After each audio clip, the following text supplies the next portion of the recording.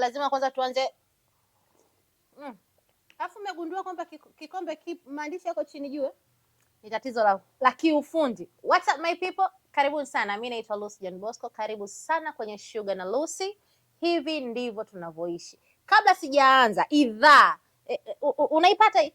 unaipata fresh? Lazima muone Dikoko team Mkunya. Lazima ipatikane. Unaiona po?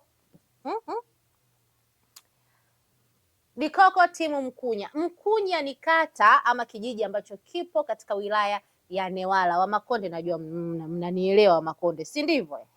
Sasa kwa nini Dikoko timu Mkunya?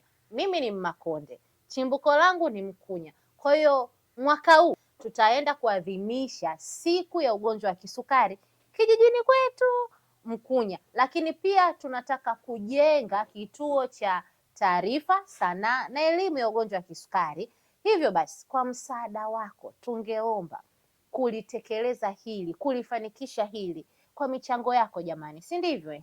Hivyo basi, kwa yoyote ambaye atayeguswa, kwa yoyote ambaye anayependa kile ninachokifanya kwa jamii yangu, unaweza ukatutumia mchango wako kupitia details hizi hapa. Haya sasa, hivi kwa wakaka, ukiambiwa leo na kisukari, nini ambacho kitakuja kwenye akili yako? Yaani wewe ulikuwa mkaka alafu naambiwa na kisukari. Acha tu nisindikizie jibu lako na kahawa yangu. Ndo una kisukari. Nini kitachokuja kwenye akili yako?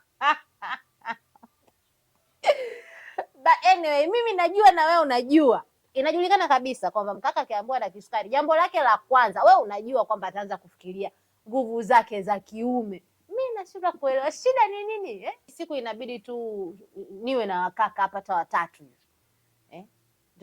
Tuanze kulijadili hili swala.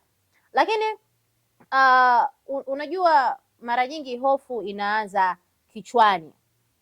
Yale maswali ya je, nitaweza kuwa na mpenzi, nitaweza kuoa, nitaweza kumpa msichana ujauzito, for how long, nita stand hapo mmenielewa. Lakini hayo ndio uhalisia, si ndivyo? Kama wewe ni mkaka na unanisikiliza na unaangalia Sugar na Lucy, hivi ndio tunavyoishi, comment hapa. Hofu inakuwa wapi? Sio kwenye nguvu za kiume.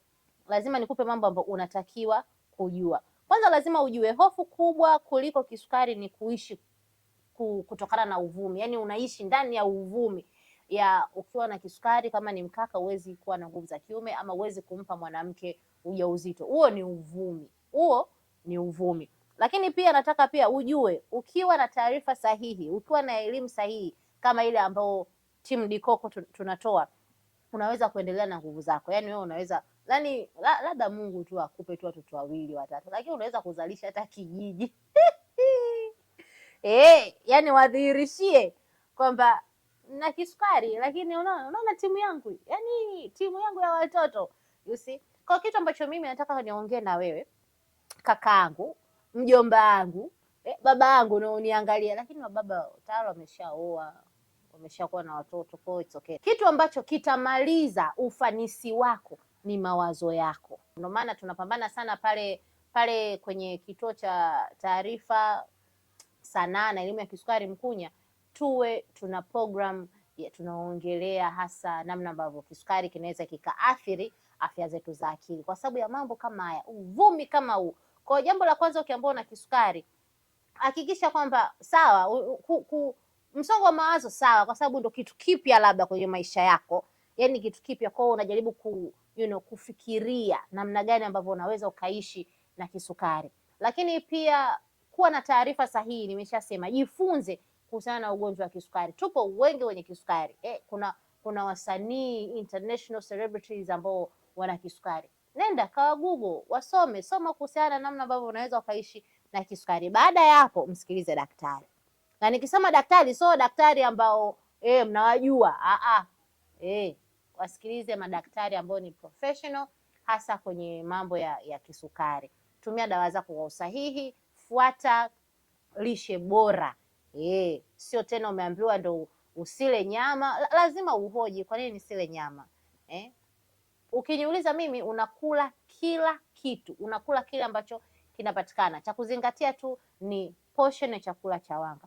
Baada ya hapo relax, na ikitokea kwamba kwenye tendo you don't stay hard for maybe more than 5 minutes, usihangaike na majivu, usihangaike na udongo. Hakikisha kwamba sukari yako inakuwa ipo level, kwa sababu kisukari kinaathiri mishipa ya fahamu, kisukari kinaathiri mishipa ya damu. Ukiingia kwenye channel yetu ya Sugar na Lucy YouTube, Dr. Monge aliliongelea hivi vizuri kabisa, yani vizuri kabisa. Nitakuwekea hapo link ili uende kuiangalia hiyo interview ya mimi na Dr. Monge akielezea hili swala.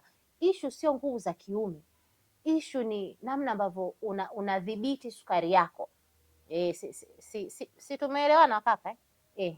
Lakini pia kingine na cha muhimu, hakikisha unamwambia mtu wako, bwana, mimi nina kisukari, lakini haimaanishi kwamba sitapiga show nitapiga tu, ila cha muhimu ni support yako.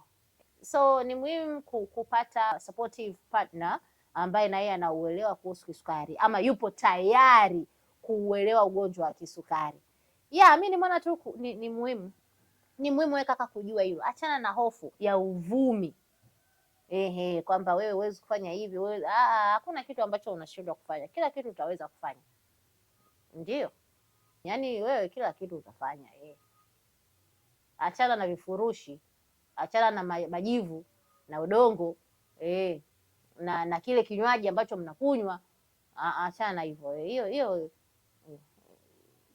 itakubadilisha jina.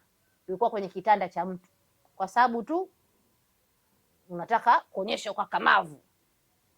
Anyways, una swali, maoni, ushauri, anything to comment, YouTube channel ni Sugar na Lucy, Instagram Sugar na Lucy, na mimi ni I am Lucy John Boss. Kwa tuambie kitu chochote unachotaka kujua, unachotaka kushauri, tuambie, sisi tutalipokea. Na kama we una changamoto yoyote ya NCD na ungependa kupiga story na mimi, ni DM we DM tu pale kwenye page ya Sugar na Lucy na mimi nitareply.